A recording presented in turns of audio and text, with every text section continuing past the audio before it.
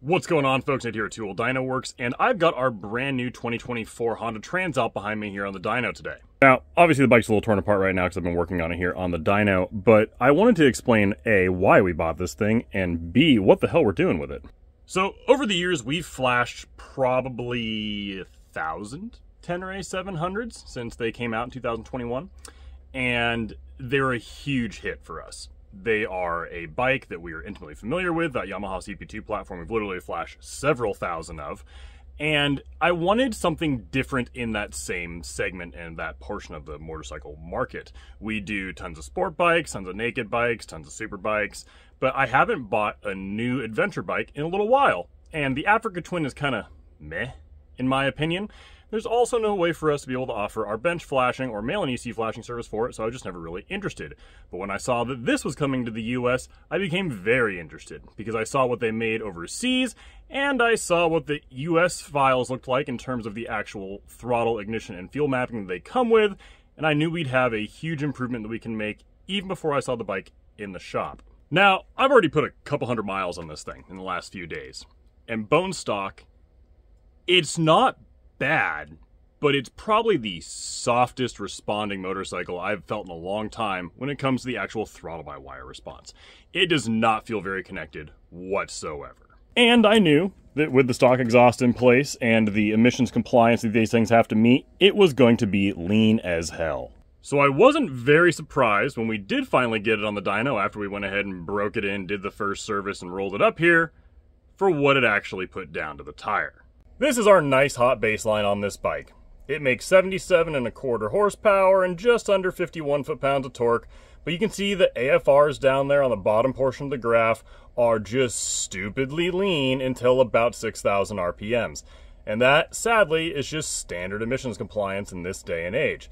You can also see that above 8,500, the throttle-by-wire system just completely shuts down and the bike more or less falls on its face. And those numbers I was just showing you there are in sport mode, so that is as spicy as this thing gets, bone stock. Now, I went ahead and did flash it just for fun with the European throttle-by-wire mapping.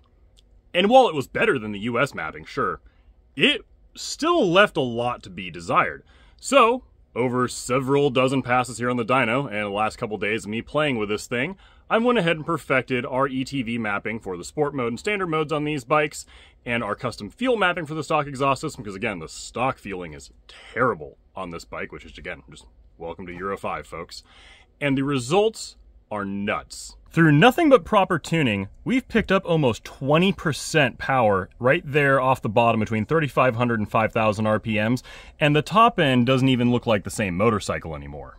If I zoom in and highlight some sections here, you can see that right around 4,100 RPMs, the thing was making about 38 point something foot-pounds of torque, and now it's making 46. Same thing with the horsepower. It was making 30, now it's making 36. That is literally 20% gains right off the bottom where you're normally riding the bike, and that's where it just felt super sluggish and disconnected from what your wrist was actually asking the engine to do. And out of the top end, we see the same ridiculous gains. The thing was shut down at about 9,500 RPMs to only 70 horsepower before it just completely closed off. Now it's making almost 82, and it was only making 38 pound-feet of torque, and now it's making almost 45. So again, the bike now just runs and rides like it should have if Honda was actually allowed to do what they want to do when it comes to tuning these bikes. And I can tell you just from having ridden the thing a little bit now, the difference is enormous. Yeah, the graph looks impressive, but you really won't know what you're missing until you have us flash the ECU and experience it for yourself. And I can also tell you that yes, there's a lot of fuel that has to go in over what the bike came with from the factory below 6,000 RPMs, but it doesn't actually hurt the fuel economy that much. That is the single biggest concern, I should say, that folks in the adventure bike market have when they're talking about ECU flashing or tuning for their bike. They're concerned about the fuel economy because yes, we want to hop on these bikes, we want to go relatively long distances, and especially if you're really out there in the middle of nowhere, you might not see a fuel station for a while. So I did quite a bit of testing yesterday on this thing, and with the bone stock mapping, we are getting like 48 mpgs average, somewhere right in there. And right now, again, I don't ride like a grandma, I'll just say, I'm getting about 42 miles a gallon average with our custom mapping. So yes, it is a little bit of a loss, but the engine is so much happier with proper fuel mapping in place, instead of the Euro 5 compliant garbage that Honda had in here from the factory. Now, as with any bike that we go ahead and purchase for ourselves, because again, this one belongs to us, this is not a customer's bike that we're borrowing, this is truly ours, we're going to go ahead and start modifying it. The first thing to go is that stock exhaust system. Because not only is it ugly, it doesn't sound great, and it's a frickin' paperweight. So I've got a full acro slip on that we're going to go ahead and install next, and we'll build custom fuel mapping for that. And then when we're done with that, we'll also follow it up with the acro header that's paired with that system. So we'll have both an option for the stock exhaust system, slip-ons, and a full system on this bike. And then once we're done with all of that R&D, I'm actually going to go ahead and spend quite a bit of time with this bike off-road, because while I've optimized the standard and sport mode for the throttle-by-wire maps on these bikes, obviously I haven't taken it off-road yet, because I've only had it for like 3 or 4 days. So we'll go ahead and get it off-road later this weekend and start building the custom throttle-by-wire mapping for those modes as well. Because I did put it in off-road mode, or gravel mode, whatever the hell it's called on the dash, and it just felt really, really soft. It does not need to be quite that soft, even off-road, so we're going to go ahead and smooth that out as well.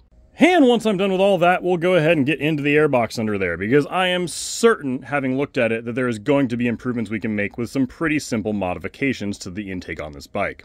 So if you've just bought one of these new Transalps earlier this season and you're looking to get it properly dialed in, get rid of the garbage that it comes with from the factory mapping, and get it to perform as it should have right out of the factory, we can definitely get you taken care of here at Two Wheel Dyno Works. And if you're looking at modifying your Transalp, then stay tuned here on our YouTube channel or follow us on our Instagram or Facebook. We'll be sharing all the videos and progress we make on this platform over the coming weeks as we go ahead and modify the bike and continue tuning it for those modifications.